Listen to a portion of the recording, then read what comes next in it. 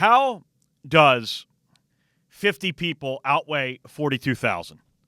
How in the world do you let 50 people speak for 42,000? Hello, how are you? Welcome. I am the young Republican Geoff Harbaugh. You can follow me on Twitter at Geoff Young Repub. That's Geoff Young Repub. And what I'm talking about here, and this isn't even Republican or Democrat, and I'm going to get into Obama's speech a little bit later as well with the infrastructure package that he's pushing for now. I got a different take on that. But I'm talking about Condoleezza Rice and how her commencement speech that she was going to do at Rutgers, she ended up canceling because 50 people were protesting. 50 people out of 42,000. And I saw something on MSNBC last night that I want to tie it in with.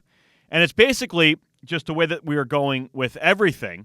And I don't even like Condoleezza Rice that much. It's not about this. Why in the world are we listening to 50 people out of 42,000 and let them control things? And this is exactly what the problem is today with politics and the political correctness and everything. There's the old saying, the loudest voice in the room. I actually think that was the title of the book that they wrote about Fox News, too. But here's what's controlling everything. And here is what people are bowing down now and catering to.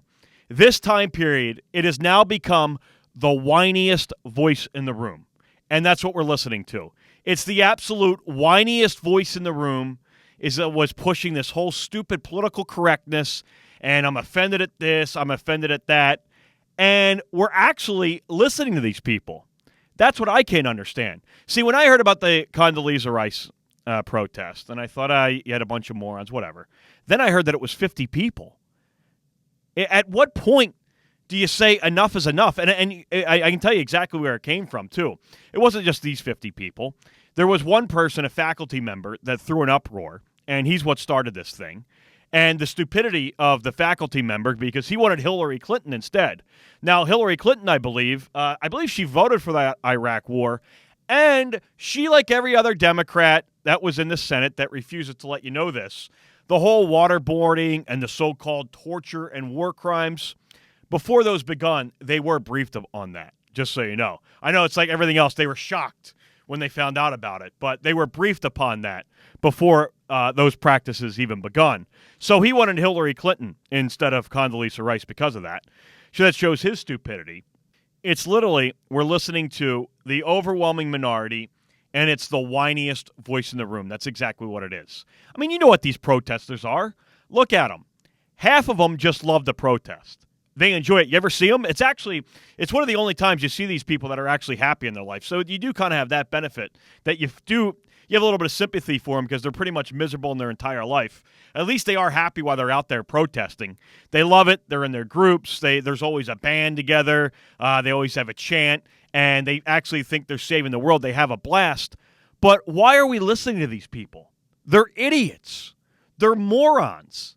I mean, look at the Occupy Wall Street movement. Especially if you're my age, and you actually, that's the one good thing with Facebook, is you can see what the people from high school have turned into. Go find the person in high school that was a loser, didn't have any friends, one of the ones that wore capes to school, the people that shaved their eyebrows, wore black lipstick, or the people that were just absolutely as miserable as could be, as absolute jealous as you could ever be of anything. And I guarantee you, 9 out of 10 of them, they're the big Obama supporters, and they were big-time Occupy Wall Streeters. I mean, you know what Occupy Wall Street was. Why would you ever listen to these people? And in a way, the Occupy Wall Street was so entertaining to me in the end, because when have you ever seen, and especially nowadays, with how much people just cave politically to protest and people that organize, when have you ever seen that many people get together for that long and in that many different cities, and absolutely nothing comes out of it? Why? Because they had no plan whatsoever. All they wanted to do was go chant and complain. They had no ideas. Oh, the freedom stick. You can't speak unless you have the freedom stick. The absolute dumbest people you've ever seen before in your life, the outcasts of society, the people that have done nothing, the people that are nothing more than bitter and jealous of anybody that has anything. That's all Occupy Wall Street was. And, of course, they had no plan, no organization, no idea what they wanted to change, and nothing came out of it. That is what I find as the absolute best out of Occupy Wall Street. You had a ton of people at these protests in every single city for a long time, and nothing came of it. That to me, is the best part of Occupy Wall Street. And I always hear that they're going to start the protest up again. I'm waiting for them. I hope they do, because I want to go harass them. I want to go make fun of them. So, I mean, on a personal level, I really do hope that the Occupy Wall Streeters do come back. I keep hearing that they're coming back, but I just want to know when that's going to be. But why in the world are we listening to these people? Screw these people. How can 50 people that have done nothing in their life, that you can just take a look at them, you see they're bitter, they're jealous, speak for 42,000 people in a university? Screw these people. That's the problem. Literally, the whiniest voice in the room is what has the most influence nowadays and what is controlling things. It's incredible. Screw these people. Why would you ever listen to them? And I also bring it up to, last night I was watching one of the MSNBC primetime shows, and they bring on Karen Finny. And this is the most ironic thing in the world, and it ties in with this whole, the whiniest voice in the room. Why in the world were we even listening to these people? And Karen Finny comes on to discuss. Now, this is in prime time, too. There was a Saturday Night Live skit a couple days before done by a black female, and Karen Finny comes on because she thinks that I might have crossed over the line a little bit, and it seems like if you have found this funny, you might have some deep views on race and some racial confusion. Now, first of all, I just want to say I thought the skit was funny. Here I am. I found it funny, and this is a skit that's done by a black female on Saturday Night Live. Then they have another black female comedian come in to support the one on Saturday Night Live, and she also said that she found it was funny. So I found that funny, and I'm considered to have some deep hidden views on race, according to them. So the thing about it that is the best is here I am watching Karen Finny on the same exact network, same programs, that 6 months ago, she is leading the crusade that there was not enough black female comedians on Saturday Night Live.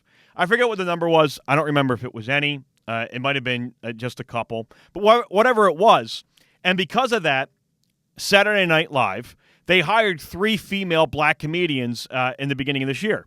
So now here we are a couple months afterwards, and now Karen, I guess it's okay that they've added some black females to the lineup, but now Karen Finny, she's not exactly sure if this is something we want to joke about. I mean, and it's great to, that we can have the conversation. And I always love that, too. Liberals always say that. When anything that's racist comes up, well, it just shows that we need to have the conversation about race.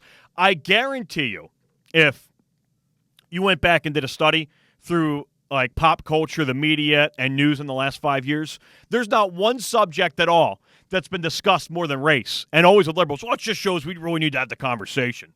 So Karen Finny, well, we need to have a conversation, but I don't know. I don't know if we want to go here.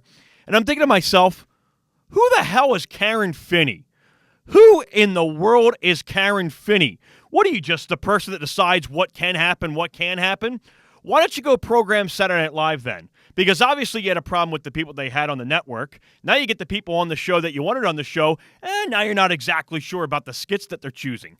Who in the hell is Karen Finny to sit there and have an opinion on everything of what is offensive, what's not offensive, what is racist, what is not racist? Why? Because she used to be the communications director at the DNC. Now she hosts some loser show on the weekends that nobody watches on MSNBC. And now she's got to come on as if she's the moral authority of everything. Absolutely unbelievable. Karen Finny. Who the hell is Karen Finny to be able to come on a show and let me know what is funny and what's not funny? The woman's got the personality of a dead moth. And I got to sit here and listen to, you might have some racist views if you kind of find that funny. I don't know about the overtone. What an absolute joke. And why are we listening to these people? That's my question. Why are we listening to these people? Screw these people. 50 people out of 42,000 get to speak for the entire university? And not to mention, take a look at the 50 people that have never done anything in their life. Karen Finny, Always offended at something. Always thinks something is racist. Now, this is the woman that started a protest, and she may have been right with this one about the amount of black females on Saturday Night Live. So then they hire some, and she's not exactly sure about what skits they should do or not. The whiniest voice in the room. When you look back at this time period, that's what it is. The whiniest voice in the room has the most power and is controlling things. At a certain point, you got to say screw these people and move on. You've got to say screw these people, let them be offended by whatever, and you just have to move on. Geoff Harbaugh, the young Republican, back after this.